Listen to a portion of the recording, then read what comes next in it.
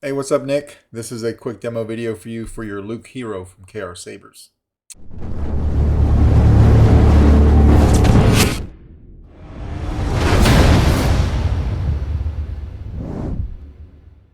This is installed with the Goth Eco chassis that has a crystal chamber.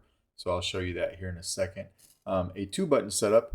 So you've got 2 plungers underneath the clamp card here. When you press on the front piece, you'll hear that click, hopefully. That's your power. And then back here, that is your auxiliary. All right, you've got 2 sets of stock B2s. So you've got the first set here. You'll notice that's up in the inside cup. I made you a recessed blade per your request. You can see how that's recessed there inside of the blade. So we'll go over that and I'll light that up just to show you that it works. All right, a few different ways to open this. If you want to take off the grenade section, you can just to expose your crystal chamber. We'll do that first. That exposes your crystal here. So that's the provided crystal that came with the kit. You've got some accent bars going down. This is your second stock V2. That's the board cover right there. Now the board cover can't be taken off from this position. All right, so we're going to put this back on real quick. We'll open up the pommel and we'll take the entire chassis out. It is a very particular way that you have to maneuver the chassis into the Saber and out of it. And then also the pommel as well. All right, because the pommel's super tight. And we'll talk about that a little bit. But we'll take this off. Normally, when the chassis is fully engaged, it is turned clockwise once it's in. And once it's in there, you can feel it on the... it's turned counterclockwise. You can feel those clicks there. But to take it out, you have to turn it clockwise first and then pull it straight out. All right. It may be a little difficult to see. You can almost see them in there, but towards the upper part of the inside of this hilt, there's a little grub screw that's sticking out in there. All right, and that is for clocking purposes, and it rides along this groove right here. If I can focus in, I apologize for my camera work. But that groove starts right at the tip of the chassis. It runs all the way down, and then you get to right there, and that's where you turn it and lock it in place. All right, then there's your switch PCB with your red and green LEDs. This is a removable battery setup. So we took this battery out. This is the one that came with the kit. But it's a pretty standard 18650 keep power. It's your battery tray right here. Your spring piece right here for the negative side of your battery is over here by your speaker. So be sure to put your battery in correctly when you're putting it back in. You've got a kill switch right here. Now your board cover is on with magnets, so you can come over here and take it off. When you take it off, it takes the crystal off with it. And that's how you access the board. So I've got your Luke font on there right now. Access to your SD card and micro USB, but you will need to have a pair of tweezers or something to take that out. This board is glued to the chassis so it doesn't come up. All right, but when you're not making any changes, there's really no need to take that off, and it goes on there and it's held on with 4 magnets. All right,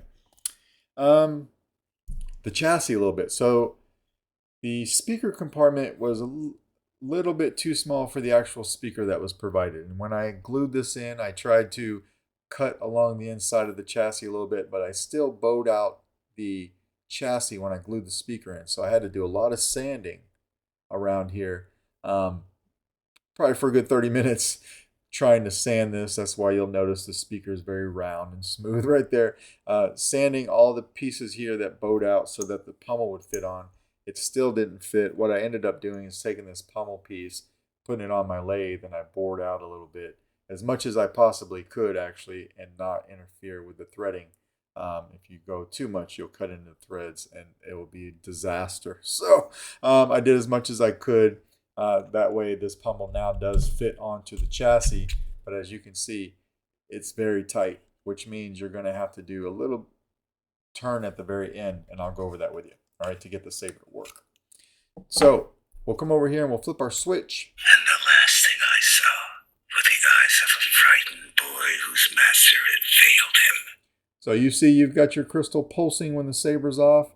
Your red and green LEDs are going back and forth. We can turn on from here.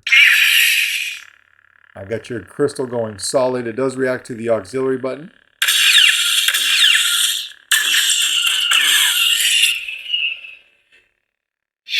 And and you've got twist off. All right, so when you go to put this in, if you're not exact with this groove and that little set screw I showed you, it's not going to go. So if you got to look in there to see where it's at real quick, do it. I've done this several times. This isn't the first one I've done, and still sometimes it kind of jams me up. So I got it there. I'll push it all the way until it stops. I'll turn it counterclockwise to lock it in. Now you can see your red and green LEDs going from here. We can hit power. All right, now you get power to here, to your emitter, auxiliary, and we'll turn it off. Let's talk about putting the pommel on because it's super tight. Now you'll notice when we locked the chassis in, we turned it counterclockwise.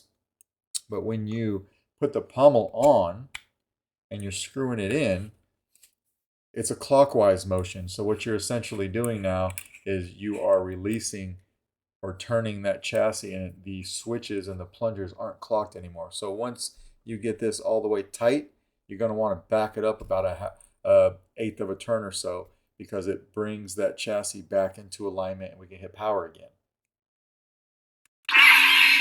Like that, right? I'm not going to lock the blade down, but you do have a blade retention screw right here. I would also suggest before using this blade plug, although it doesn't touch the pins, I tested it, but for a little bit of sanity's sake, I take some felt, like some felt material, and put it right on the tip or on the inside there, surface, so that when you drop it down in here, you have absolutely no chance of touching those pins to the inside of this blade plug. I tested it. It doesn't touch it now, but it's super, super close. I would just do that for a peace of mind. All right. But once you release or you loosen that blade retention screw, come over here and take your blade. It fits right in. I'm just going to hold it for now, but of course you'd lock it in and then hit power. Trying to show the whole blade on camera, so we'll kind of like turn the saber around. You can see the blade lights up from base to tip. Very nice. Blaster bolt deflex is tapping auxiliary. Blade lockup is holding it down and hitting the saber.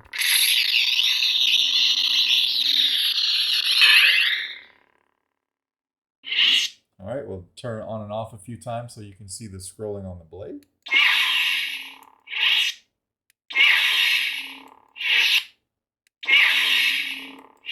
One more time. And off just like that. All right, so we're going to take the blade out. When you want to turn this off, you don't have to take the entire chassis out. What you can do is just take the pommel off. We'll unscrew that real quick.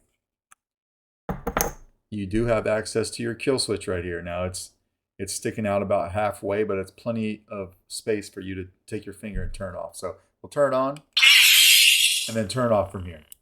And it cuts power like it should. All right, and then I'll put this back on. You can also take the very back of this pommel off. You have a static one for display. This is the one that's vented. But also when you take this piece off right here, it loosens this piece. So you can clock this however you like to make up, to account for that. Here, let me put this on real quick and show you. So you remember when we're putting this in, we turn it all the way till it's tight, and then we back it up about a quarter turn.